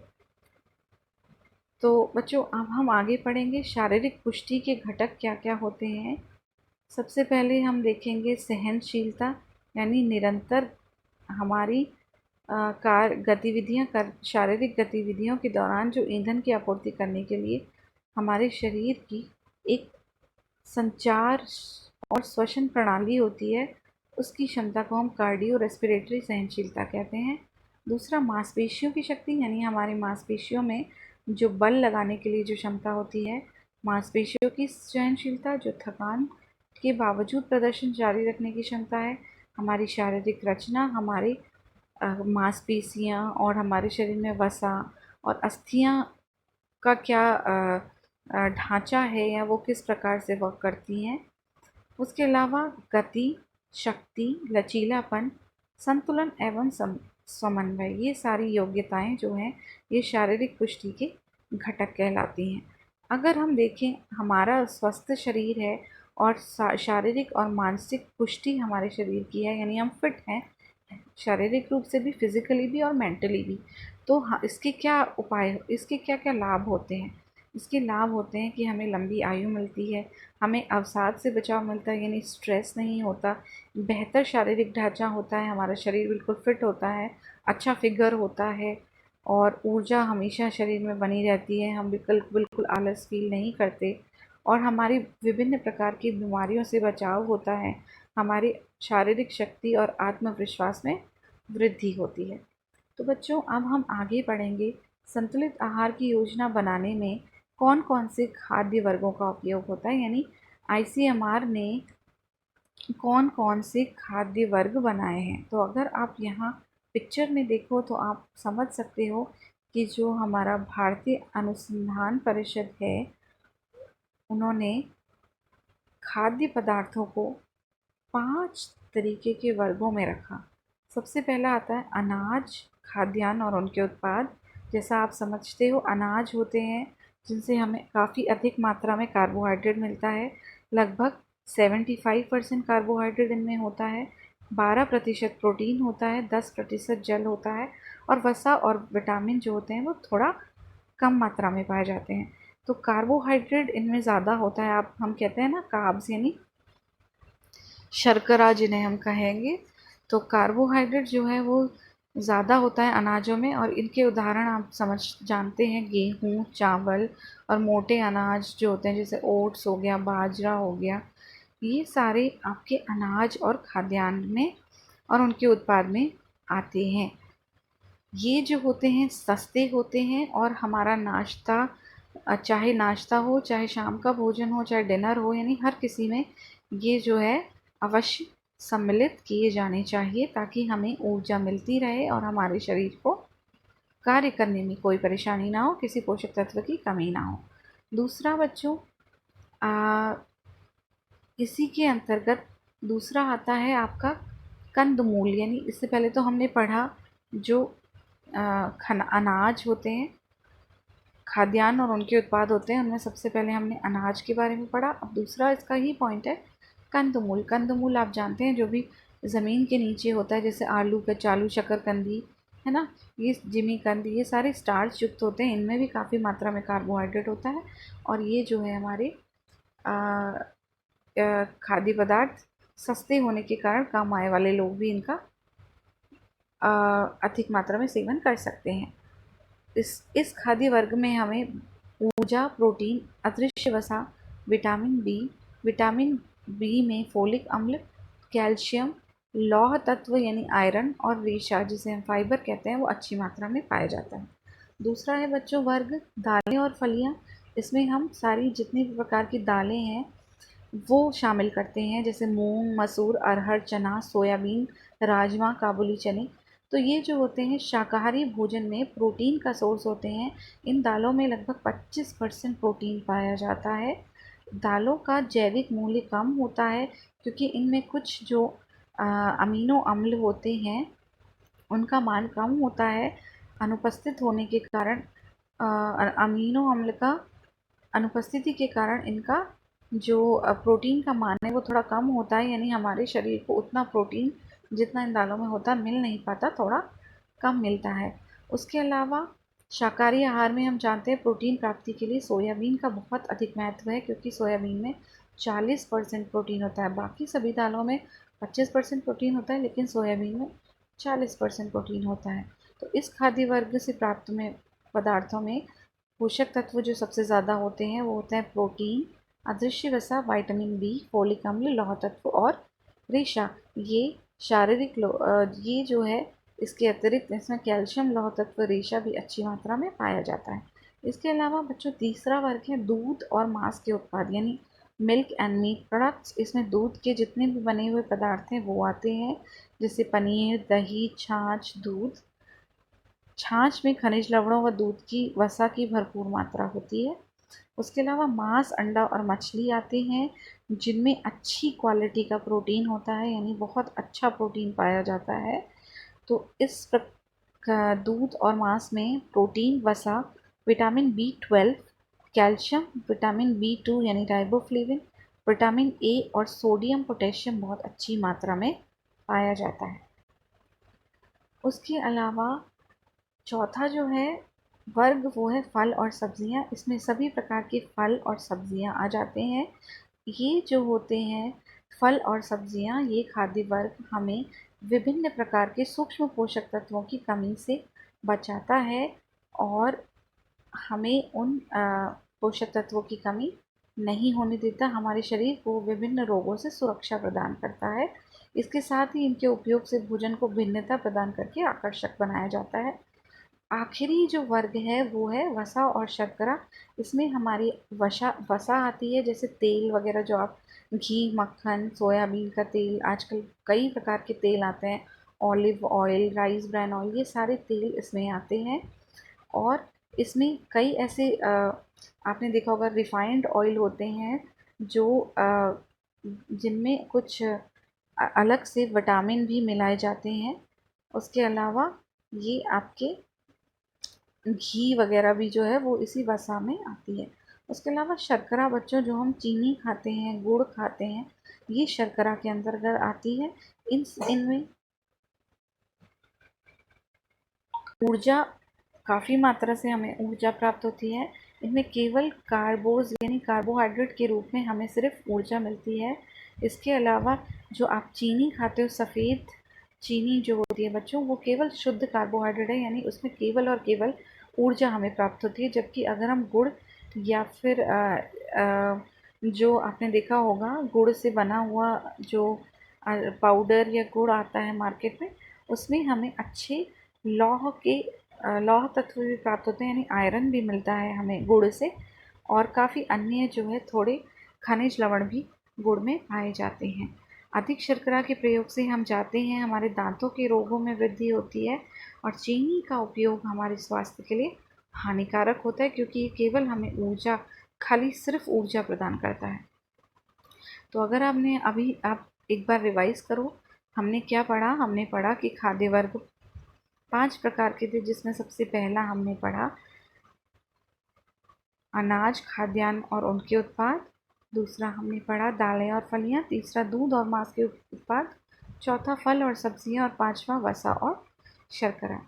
अब हम देखें तो ICMR ने, यानी भारतीय अनुसंधान जो चिकित्सा अनुसंधान परिषद है, ICMR ने विभिन्न खाद्य वर्ग को पोषक तत्वों के अनुसार ऐसे एक तालिका में विभाजित किया है। अगर आप देखो तो यहाँ पे खाद्य वर्ग लिखा गया है और इस तरफ लिखा गया है कौन कौन से पोषक तत्व हमें उनसे प्राप्त होते हैं। तो बच्चों ये टेबल पढ़ना बहुत ज़रूरी है। आप ये टेबल अच्छी तरीके से पढ़ लेना, कौन से खाद्य वर्ग में कौन से पोषक तत्व पाए जाते हैं। उसके अलावा हमें याद रखने वाली जो सबसे ज़रूरी बातें हैं बच्चों, वो ये हैं जो मैंने हाईलाइट की हुई हैं कि कार्बोहाइड्रेट से मिलती है 4 किलो कैलोरी, उसी प्रकार प्रोटीन से भी हमें 4 किलो कैलोरी ऊर्जा मिल रही है और वसा से 9 किलो कैलोरी ऊर्जा मिल रही है। यानी आप देखो तो वसा से, यानी ऑयल या फैट जो हम खाते हैं, उससे हमें सबसे ज़्यादा एनर्जी, सबसे ज़्यादा ऊर्जा प्राप्त होती है, जो कि है 9 किलो कैलोरी। और कार्बोहाइड्रेट और प्रोटीन से हमें बराबर ऊर्जा मिलती है, जो कि है 4 किलो कैलोरी। तो हमें ये बातें ध्यान रखना चाहिए कि जब हम संतुलित आहार खाते हैं या बनाते हैं, तो वो योजना बनाते समय सारे प्रत्येक खाद्य वर्ग जो हमने पढ़े, सभी खाद्य वर्गों में से सारे खाद्य पदार्थों की पर्याप्त मात्रा होनी चाहिए। अनाज, दाल, सब्जियां, फल, शर्करा, दूध, मांस वगैरह सब कुछ एक उचित अनुपात में होने चाहिए बच्चों। उसके अलावा हम पढ़ेंगे कि अनाज जो है हमारा, अनाज द्वारा कुल कैलोरी के 75% से अधिक की आपूर्ति नहीं होनी चाहिए। यानी ऐसा नहीं होना चाहिए कि हमारा जो आहार हम खा रहे हैं उसमें सिर्फ़ और सिर्फ आधे से भी ज़्यादा, यानी कार्बोहाइड्रेट ही है, अनाज ही अनाज है, उसमें कुछ और भी चीज़ें, पोषक तत्व होनी चाहिए। जैसे बच्चों हम देखते हैं कि हम सिर्फ रोटी रोटी नहीं खाते, हम केवल अकेले अकेले चावल नहीं खाते कार्बोहाइड्रेट का जो सोर्स है, बल्कि उसके साथ साथ हम सब्ज़ी या फिर दाल भी खाते हैं। तो हमें इस तरीके का अनुपात रखना चाहिए कि वो जो कुल 75% से अधिक की आपूर्ति हमारी अनाज द्वारा इससे अधिक ना हो। उसके अलावा बच्चों आहार में अनाज और दाल का अनुपात 4 और 1 का या 5 और 1 का होना चाहिए। यानी अगर हम 4 कटोरे अनाज खा रहे हैं तो उसके साथ 1 कटोरा दाल भी हमें खानी चाहिए ताकि वो मात्रा का संतुलन हो। उसके अलावा हमें हरी सब्जियां, पत्तेदार सब्जियां 80 ग्राम से कम तथा कुल सब्जियों की मात्रा 150 ग्राम से अधिक नहीं होनी चाहिए। उसके अलावा हमें रोज़ 100 ml दूध का सेवन अवश्य करना चाहिए बच्चों। अगर आप दूध नहीं पीते हो तो ये आपके लिए बहुत ज़रूरी है कि आपको रोज़ 1 ग्लास दूध ज़रूर पीना चाहिए। दूध में सारे खनिज तत्व होते हैं, सारे पोषक तत्व होते हैं जो हमारी हेल्थ के लिए बहुत ज़्यादा ज़रूरी है। दूध में कैल्शियम और विटामिन डी होता है जो हमें स्वस्थ रखने में मदद करता है। उसके अलावा भोजन को आकर्षक ढंग से प्रस्तुत करना चाहिए ताकि खाने वाले को भी अच्छा लगे। वसा हमें बहुत ज़्यादा नहीं खानी चाहिए। 15% से अधिक वसा हमारे भोजन में नहीं होनी चाहिए। और चीनी या गुड़ द्वारा कुल आवश्यक ऊर्जा का 5% से अधिक प्राप्त नहीं होना चाहिए। यानी हमें बहुत ज़्यादा चीनी, बहुत ज़्यादा मीठा नहीं खाना चाहिए। तो बच्चों, अब हम पढ़ेंगे खाद्य पिरामिड क्या है। तो कई वैज्ञानिकों ने खाद्य पिरामिड का उपयोग किया ये बताने के लिए कि आपको खाद्य पदार्थों की कितनी मात्रा हर वर्ग से लेनी चाहिए। तो अगर आप इस पिरामिड में देखो तो बच्चों देखो, ये जो पिरामिड है वो हमें ये बता रहा है, नीचे से लेके ऊपर की ओर आप देखो ये छोटा होता जा रहा है, यानी नीचे का हिस्सा काफ़ी चौड़ा है जबकि ऊपर का हिस्सा काफ़ी छोटा है। तो इससे हमें ये आपको बताने को इससे ये समझाया जाता है कि अनाज और उत्पाद, यानी जो पहला हमारा खाद्य वर्ग था वो सबसे नीचे खाद्य पिरामिड में आता है। मतलब हमें सबसे ज़्यादा मात्रा में अनाज और उत्पाद लेने चाहिए। उसके बाद फल और सब्जियां लेनी चाहिए। उसके बाद दालें और फलियां लेनी चाहिए। कम मात्रा में दूध, मीट और दूध से बने उत्पाद का प्रयोग करना चाहिए।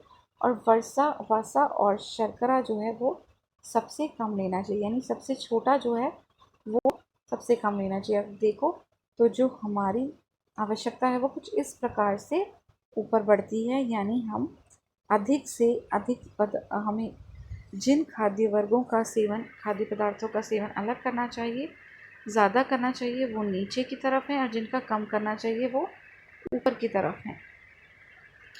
इस प्रकार से हम पढ़ेंगे ये भिन्न भिन्न स्तर, यानी ये खाद्य पिरामिड का आधार है जिसमें पहला स्तर ये है, दूसरा स्तर ये, तीसरा, चौथा, पांचवा। तो अब सभी स्तरों पे अलग अलग खाद्य वर्गों को रखा गया है। इस मकसद से रखा गया है कि हम इनको इसी तरीके से इनको ग्रहण करें। तो बच्चों, खाद्य पिरामिड से हर खाद्य वर्ग सभी पोषक तत्व प्रदान नहीं करता बल्कि कुछ ही पोषक तत्व प्रदान करता है। इसलिए एक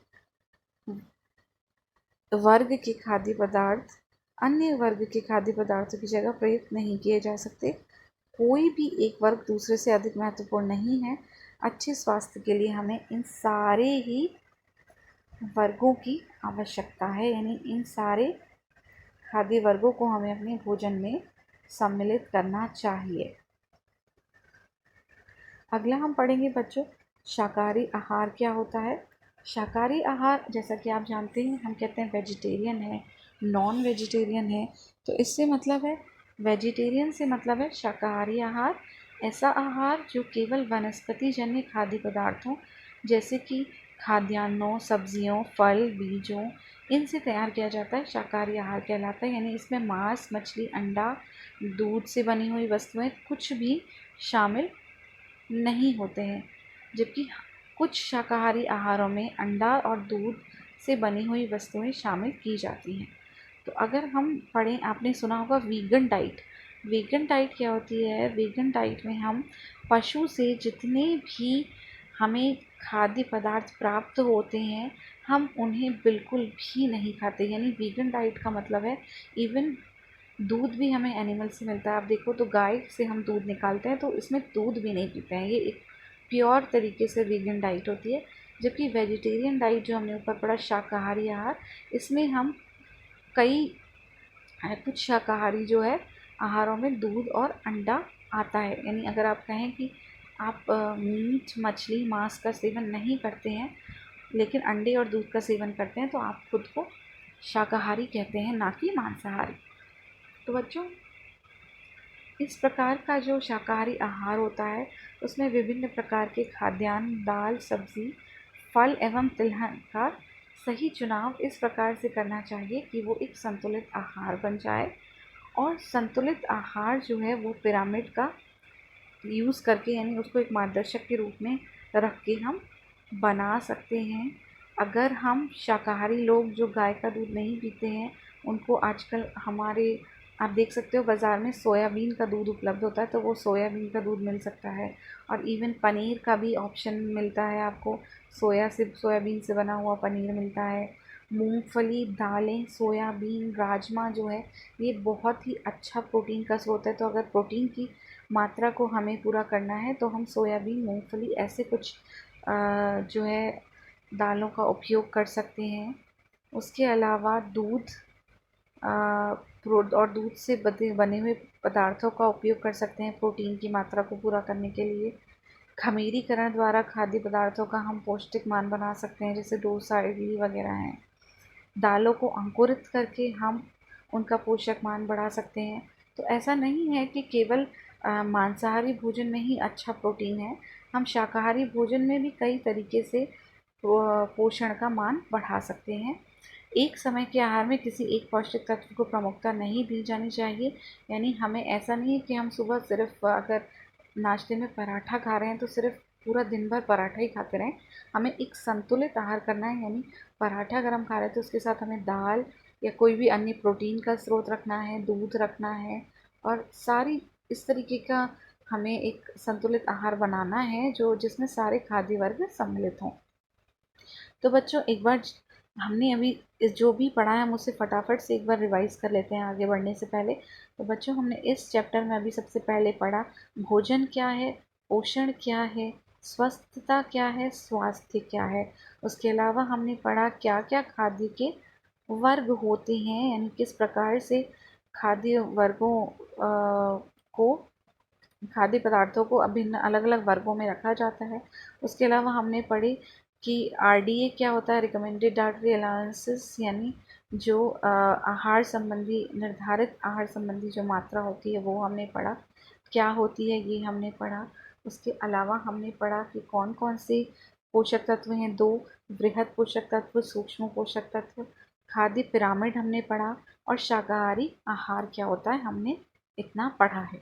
तो अब बच्चों, अब आगे बढ़ते हैं किशोरावस्था के दौरान आहारी शैली या पैटर्न, यानी किशोरावस्था के दौरान जो कि आपकी एज है, इस एज में किस प्रकार की आहारी शैली होनी चाहिए, यानी आपको किस प्रकार का खाना खाना चाहिए, कौन कौन सी ज़रूरतें पोषक तत्वों की आपको हैं, ये सब हम इस चैप्टर में आगे पढ़ेंगे।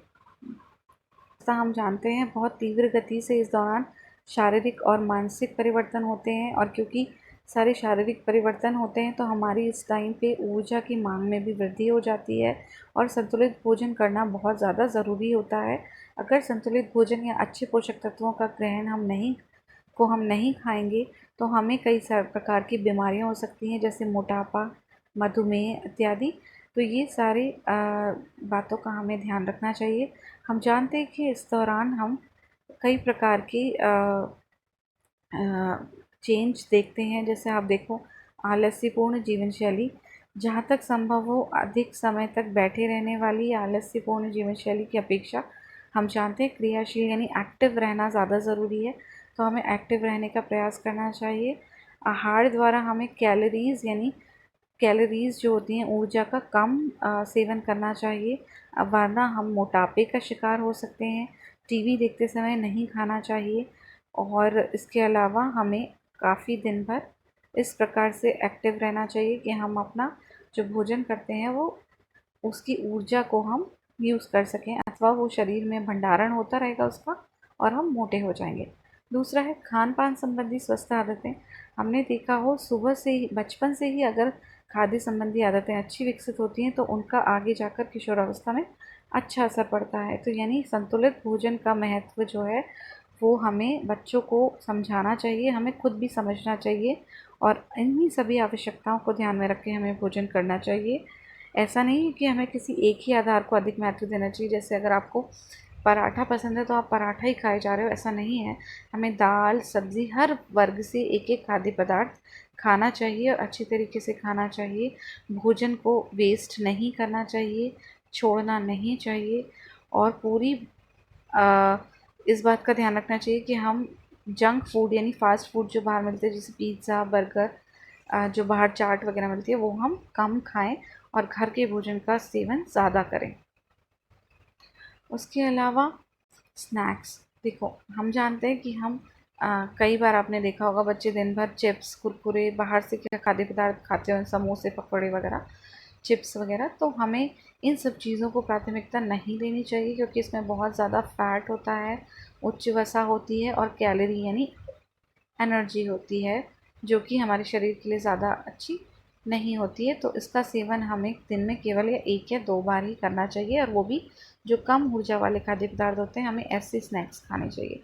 उसके अलावा पानी पीना, बच्चों पानी पीना हम जानते हैं कि बहुत अच्छी आदत है, लेकिन हमें पानी जो है वो खाने के बीच में नहीं पीना चाहिए। उसके अलावा soft drinks, cold drinks, juice वगैरह इनमें केवल चीनी मिलाई जाती है तो ये ज़्यादा ऊर्जा प्रदान करते हैं, तो इन्हें भी हमें अवॉइड करना चाहिए, ज़्यादा नहीं पीना चाहिए। इसके अलावा हम अगर चाहें तो नींबू पानी, नारियल पानी इस प्रकार का या सादा पानी पी सकते हैं।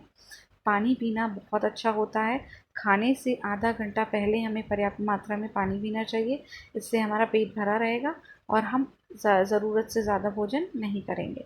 डाइट जर्नल यानी हम अगर आप देखो ये एक बहुत ही अच्छी आदत होती है कि हम जो भी ऐसी चीज़ें, पुस्तकें या फिर आप देखते हो अखबारों में भी कई ऐसी पत्रिकाएं हैं जिनमें स्वास्थ्य से संबंधी खाद्य पदार्थों के बारे में लेख छपे होते हैं। तो आपको जिनसे एक मोटिवेशन मिलता है यानी इच्छा आपकी उस पढ़ के उसे अपने ऊपर अप्लाई करने की होती है। तो उन्हें जो है एक इस प्रकार से टीवी में देखो या फिर आप मोबाइल में ही देखो, तो इस प्रकार का आर्टिकल आप पढ़ा करो कि खाने स्वास्थ्य संतुलित आहार क्या होता है, क्या खाना चाहिए, ताकि आप अपनी जो आदतें हैं उनको जीवन शैली को सुधार सको और संतुलित भोजन कर सको। उसके अलावा नियमित व्यायाम हमें करना चाहिए। हम जानते हैं कि व्यायाम स्वस्थ जीवन के लिए कितना ज़रूरी है। कोई ना कोई क्रियाकलाप हमें या व्यायाम रोज़ करना चाहिए। ये हमारे मानसिक और शारीरिक दोनों को बेहतर बनाने के लिए सही होता है। जहाँ तक संभव हो पैदल चलना चाहिए, सीढ़ियों का उपयोग करना चाहिए, रोज़ आधा घंटा मिनिमम व्यायाम करना चाहिए और उसके अलावा हम ये ध्यान रखें कि हम वीडियो गेम, टीवी, कंप्यूटर इनका इस्तेमाल कम से कम करें। ठीक है? उसके अलावा नशीले पदार्थों का उपयोग एवं दुरुपयोग हमें नहीं करना चाहिए, जैसे तम्बाकू, शराब एक्सेट्रा। ये जो है हमारे दिमाग पर बहुत गंदा असर डालते हैं और ये बहुत हानिकारक और नकारात्मक प्रभाव डालते हैं, जिनसे हम अपने मानसिक और शारीरिक विकास को प्रभावित करते हैं एक नकारात्मक रूप से। तो ये एक स्वस्थ और संतुलित आहार हमें खाना चाहिए और हमें इन सारी चीज़ों को अवॉइड करना चाहिए। उपरोक्त सभी जो हमने पढ़े हैं, आप देखो इससे पहले जो हमने आहार संबंधी भोजन व्यवहार जो संबंधी व्यवहार में परिवर्तन होने चाहिए वो हमने पढ़े। आलस्यपूर्ण जीवन शैली को हमें नहीं अपनाना चाहिए। खान पान संबंधी आदतें देखनी है, स्नैक्स, पानी पीना, डाइट जर्नल, व्यायाम और लास्ट में जो हमने पढ़ा नशीले पदार्थों का सेवन। तो बच्चों अब अगर अगर हम देखें तो ग्रामीण क्षेत्रों में जहाँ आप देखते हो ज़्यादा कृषि संबंधी कार्य होते हैं, मुर्गी पालन, पशुपालन, तो वहाँ के जो माँ बाप होते हैं वो काफ़ी ज़्यादा बिज़ी रहते हैं। गाँव में खेतों में चले जाते हैं तो घर के छोटे बच्चे ज़्यादातर बुज़ुर्गों की देखभाल, घर की साफ़ सफाई, खाना बनाना जो ज़िम्मेदारी होती है वो किशोरियों पर होती है। तो जबकि आप शहरों पे देखोगे तो शहरों में इस तरीके का माहौल नहीं है। यानी हम देखें तो किशोर किशोरियों की इन कार्यों में अगर वो हैं, गाँव में रहते हैं तो उनकी सक्रियता ज़्यादा होती है जबकि शहरों में कम होती है। तो इसीलिए उनकी आवश्यकता जो है वो ज़्यादा है क्योंकि उनका शारीरिक श्रम ज़्यादा है। तो उनकी आवश्यकता एनर्जी के साथ साथ यानी ऊर्जा के साथ साथ प्रोटीन की भी होती है। ग्रामीण क्षेत्रों में जो सदस्य रहते हैं गरीब परिवारों में, किशोरों की जो होती है कुपोषण की संभावना उनकी अधिक होती है, क्योंकि उनके शरीर में लौह तत्व यानी खून की कमी हो जाती है, जिससे उनमें रक्ताल्पता यानी अनीमिया हो जाता है। तो ये ऐसे खाद्य पदार्थों का उनको सेवन करना चाहिए जिसमें लौह तत्व भरपूर मात्रा में हो। तो बच्चों, अब हम आगे बढ़ेंगे। किशोरावस्था में आहार संबंधी आदतों को प्रभावित करने वाले कौन से कारक हैं। यानी अगर आप इसे इस तरीके से समझो कि आप जो भोजन करते हैं उसको क्या क्या कौन कौन से कारण प्रभावित करते हैं, तो हम दो प्रकार के कारण पढ़ेंगे। व्यक्तिगत या आंतरिक कारण जो आपके अंदर हैं, यानी आप खुद उसको उन कारकों से प्रभावित होते हैं। दूसरे बाह्य कारक यानी बाहरी रूप से कौन कौन से ऐसे कारक हैं जो आपके भोजन संबंधी आहार को प्रभावित करते हैं। तो सबसे पहला व्यक्तिगत या आंतरिक कारक में हम पढ़ेंगे शारीरिक एवं क्रियात्मक आवश्यकताएं, यानी हमारी शरीर की जो शारीरिक और क्रियात्मक परिवर्तनों एवं विकास के कारण हमारी खुद की जो जीवन शैली है और जो आहार संबंधी आदतें हैं उनमें परिवर्तन आ जाता है। जैसे हम उदाहरण के लिए लें कि व्यस्त दिनचर्या के कारण आप जैसे बाहर खाना खाना पसंद करते हैं बजाय कि घर में बनाने के। शारीरिक छवि कई जो होते हैं वो बच्चे जो होते हैं वो शारीरिक अपनी छवि को लेके बहुत ज़्यादा सजग रहते हैं कि कहीं वो मोटे ना दिख रहे हो, कहीं वो गंदे ना लगें, मोटे ना हो जाए, आपने देखा हो। तो वो क्या करते हैं, इस तरह पतला होने के लिए एक टाइम का भोजन खाना छोड़ देते हैं, जिससे कि हमारे स्वास्थ्य पर बिल्कुल नकारात्मक प्रभाव पड़ता है। तो बच्चों, ध्यान रहे कि आपको नियमित रूप से उपवास नहीं करना है और भोजन नहीं छोड़ना है। लंच, ब्रेकफास्ट, डिनर सारा भोजन करना है, कोई भी भोजन नहीं छोड़ना है, क्योंकि इससे क्या होगा, आपके शरीर में पोषक तत्वों की कमी हो जाएगी और मानसिक और शारीरिक स्वास्थ्य पर इसका नकारात्मक प्रभाव पड़ेगा। तीसरा है व्यक्तिगत मूल्य एवं मान्यताएं, यानी आहार संबंधी जो हमारी आदतें होती हैं उनको हमारी जो मान्यताएं हैं वो बहुत हद तक प्रभावित करती हैं। जैसे आपने देखा होगा, अगर कोई आपको ये बोल दे कि रोटी और दाल खाओगे तो मोटे हो जाओगे, तो आप अपने मन में वही मान्यता बना लेते हो कि नहीं, मुझे अब रोटी और दाल नहीं खानी क्योंकि मैं मोटी हो जाऊंगी। लेकिन वहीं अगर आप बाहर जाते हो तो आप पिज़्ज़ा, पास्ता, ये सारी चीज़ें, बर्गर वगैरह खाते हो, उस समय आपको कुछ नहीं लगता, लेकिन आप रोटी और दाल से समझते हो कि आप मोटे हो रहे हो और आप वो खाना छोड़ देते हो। तो ये एक बहुत ही गलत गलत आदत है। यानी एक ये जो हमारी मूल्य और मान्यताएं हैं, ये भी एक प्रमुख कारक है जो हमारी आहार संबंधी आदतों को प्रभावित करता है। उसके अलावा है आहार संबंधी पसंद नापसंद, यानी आपको अगर कोई चीज़ नहीं पसंद है तो आप बिल्कुल नहीं खाओगे। जैसे आपने देखा होगा, कुछ बच्चे दूध पीना बिल्कुल पसंद नहीं करते और वो फिर बाद में भी दूध पीना छोड़ देते हैं, जिसकी वजह से उनके अंदर कई पोषक तत्वों की कमी हो जाती है। तो अपनी पसंद और नापसंद की वजह से भी हमारा भोजन लेने की आदतें प्रभावित होती हैं। उसके अलावा मनोसामाजिक विकास, यानी कुछ किशोर आपने देखा होगा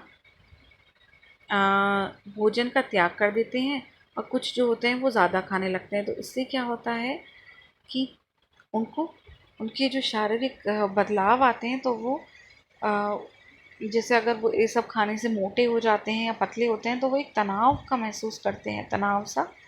तो कुछ विशेष प्रकार के आपने देखा होगा, जैसे बच्चे अलग अलग तरीके के होते हैं। कुछ आप ही में से कुछ बच्चे ऐसे होंगे जिनको जब टेंशन होती है तो वो ज़्यादा खाते हैं, और कुछ बच्चे ऐसे होते हैं जिनको टेंशन होती है तो वो बिल्कुल ही खाना खाना छोड़ देते हैं। जैसे एग्ज़ाम की टेंशन है, कोई टेंशन है, तो वो जो स्ट्रेस है यानी सामाजिक या मानसिक तनाव है, उसकी वजह से, जैसे आपकी किसी से लड़ाई हो गई है या आपका मूड ख़राब है, तो आप खाना खाना छोड़ देते हो। तो यानी ये जो हमारा मनोसामाजिक विकास है, ये भी एक कारक है हमारे भोजन संबंधी आदतों को जो प्रभावित करता है। उसके अलावा किशोरावस्था में स्वास्थ्य, यानी अगर हम किसी शारीरिक या मानसिक स्वास्थ्य संबंधी समस्या से ग्रसित हैं तो हम जो है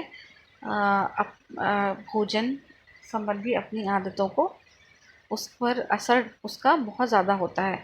यानी अगर आप देखो कि कुछ किशोर जो है वो अक्सर कोई ना कोई शारीरिक या मानसिक संबंधी समस्या से जो ग्रसित होते हैं, वो अपने आहार के प्रति बहुत ही लापरवाह व्यवहार रखते हैं। अर्थात उनका आहार संबंधी व्यवहार एक किशोर, स्वस्थ किशोर के आहार से बिल्कुल अलग होता है। उसके अलावा बच्चों, ये हमने जो 6 कारक पढ़े ये आंतरिक कारक थे। अब हम समझेंगे बाह्य कारक यानी एक्सटर्नल फैक्टर्स कौन कौन से हैं। तो एक्सटर्नल फैक्टर्स में बाह्य कारक में सबसे पहला कारक है परिवार का स्वरूप। यानी आपने देखा होगा कि छोटे परिवार में जो लोग रहते हैं उनकी खाने की आदतें अलग होती हैं, जबकि बड़े परिवार या संयुक्त परिवार में खाने की आदतें अलग होती हैं। ऐसा इसलिए होता है कि बच्चे जब एक संयुक्त परिवार में रहते हैं तो वो सबको देखते हैं खाना खाते हुए, तो वो खाना खाना अच्छी तरीके से सीख जाते हैं और उनकी आदतें अच्छी बन जाती हैं। जबकि वहीं अगर छोटे परिवारों में बच्चे रहते हैं तो वो काफ़ी चयनशील हो जाते हैं, यानी ये मैं खाऊंगा ये नहीं खाऊंगा, वो ऐसा ही देखते हैं, तो वो उनकी आदत नहीं होती। वो उसी प्रकार से अपने परिवार से वो एक आदत बना लेते हैं। उसके अलावा है पालन पोषण के तरीके पर भी निर्भर करता है। यानी किस प्रकार से नियमित समय पर जो है भोजन मिलता है बच्चे को, तो उस पर भी ये निर्भर करता है।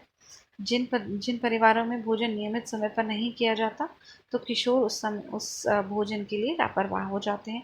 मित्रों का प्रभाव यानी आपकी पसंद या नापसंद पर आपके दोस्तों का बहुत ज़्यादा प्रभाव पड़ता है। उनकी आदतें आपकी आदतों में, आप उनकी आदतों में रुचि लेने लगते हो और अपना व्यवहार जो है आपका उनकी तरह परिवर्तित होने लगता है। उसके अलावा सामाजिक सांस्कृतिक मूल्य एवं मान्यताएं यानी परिवार या मित्र समूह, अगर हमारा मानस जैसे किसी आपने देखा होगा किसी के परिवार में मांसाहारी भोजन नहीं खाया जाता है, तो पूरा ये संभावना होती है कि बच्चों, क्योंकि हमारे परिवार में नहीं खाया जाता है तो बच्चे भी अपने आप ही उस चीज़ से परहेज़ करते हैं। तो ये एक सांस्कृतिक परिवेश है जहाँ हम अपने भोजन को इस प्रकार की प्राथमिकता देते हैं कि हमारे वहाँ मांसाहारी भोजन नहीं किया जाता तो हम नहीं करते हैं। वहीं बच्चों जिन घरों में मांसाहारी भोजन किया जाता है वहाँ पे बच्चे मांसाहारी भोजन करना सीख जाते हैं। उसके अलावा मीडिया का प्रभाव यानी जो टीवी और मोबाइल और पत्र न्यूज़पेपर आप देखते हो, उनमें देख करके भी जो है हमारी भोजन संबंधी व्यवहार प्रभावित होता है। तो क्योंकि अगर हम जैसे टीवी में देखते हैं बर्गर पिज़्ज़ा मैगी का ऐड आता है तो हमारा मन करता है मैगी खाने का। तो ये जो मीडिया का प्रभाव है वो भी हमारी भोजन संबंधी आदतों पर बहुत ज़्यादा पड़ता है। उसके अलावा फ़ास्ट फूड, जैसे हम कहीं पिक्चर देखने जाते हैं, घूमने जाते हैं, खेल में तो हम कहीं न कहीं बाहर जा कर के फ़ास्ट फूड या फिर जो जिसको हम तैयार भोजन भी कहते हैं, वो हमें मिलता है तो हम उसे खाते हैं और फिर वो हमें पसंद आने लगता है, तो हम बार-बार उस तरीके से अपनी आदतों को जो है बदल देते हैं। तो यानी बाहर फ़ास्ट फूड जो है वो भी हमारी आदतों को प्रभावित करता है। उसके अलावा भोजन संबंधी शनाख्त यानी जैसे आपने देखा होगा कोई बच्चे को अगर मोमो और चाउमीन पसंद है, तो वो उसी प्रकार का खाना पसंद करेगा और उसको अन्य पदार्थों, खाद्य पदार्थों के प्रति नापसंद पड़ जाती है, यानी वो यही खाना पसंद करता है। और हमेशा जब भी कुछ ऐसा होगा तो वो बोलता है कि नहीं मुझे पिज़्ज़ा ही खाना है, मैगी खानी है ना। तो आपने अपने केस में भी ये कई प्रकार से देखा होगा कि दूध बच्चा पसंद नहीं करता, लेकिन इस प्रकार की मैगी वगैरह अगर उसे खिलाओ तो वो उसे खा लेता है। उसके अलावा आप देखो भोजन पोषण संबंधी ज्ञान। पोषण संबंधी ज्ञान मतलब अगर आपको पता है कि पोषण किस भोज्य पदार्थ में अच्छा पोषण है, किसमें बुरा पोषण है, यानी कौन-सा जो है वो अच्छा है हमारे स्वास्थ्य के लिए, कौन-सा बुरा है, तो आप उसके लिए अपने आप ही सजग हो जाते हैं।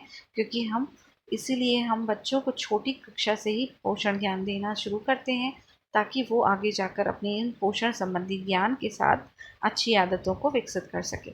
उसके अलावा बाज़ार में तैयार खाद्य पदार्थों की उपलब्धता, क्योंकि बाज़ार में हमने देखा है रेडी टू ईट जैसे मैगी नहीं, जैसे आप देख सकते हो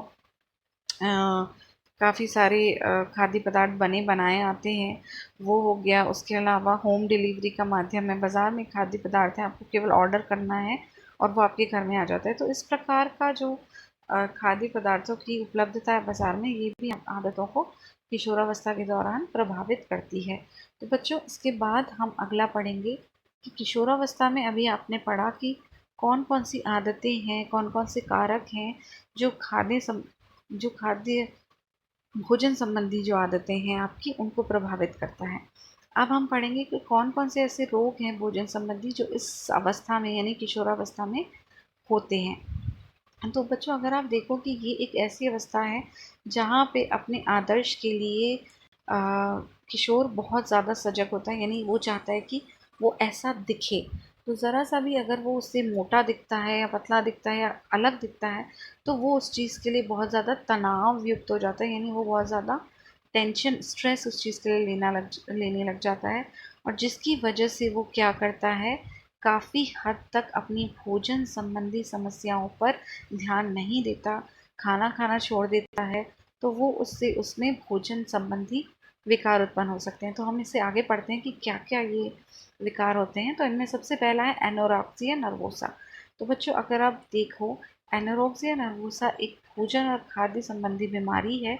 ये एक मानसिक रोग है जो किशोरावस्था में ज़्यादा पाया जाता है। ये एक ऐसा रोग है जिसमें किशोरावस्था केवल, आप जानते हैं कि किशोरावस्था जो है कि अपने शरीर पर काफ़ी रूप से, आप विशेष रूप से ध्यान देते हैं कि हमारी फिगर अच्छा हो, हमारा देह आकर्षक लगे, है ना, सुडौल हो, अच्छा सा फिगर हो, काफ़ी लड़कियां होती हैं जो ऐसा चाहती हैं। तो एनोरेक्सिया नर्वोसा के कारण क्या होते हैं? एनोरेक्सिया नर्वोसा के कारण अगर आप पढ़ो, आप यहाँ चित्र में अगर आप देखो, यहाँ पे इस चित्र में जो लड़की बनी है, आप देखो किस किस तरीके से बिल्कुल एकदम पतली है, हड्डियाँ दिख रही हैं, बिल्कुल मांस नहीं है।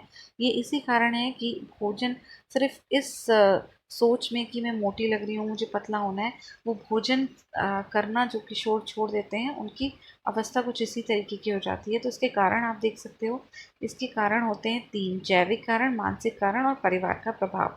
हमने देखा है कि जो किशोरावस्था में जो एनोरेक्सिया से ग्रसित होती हैं, वे जो है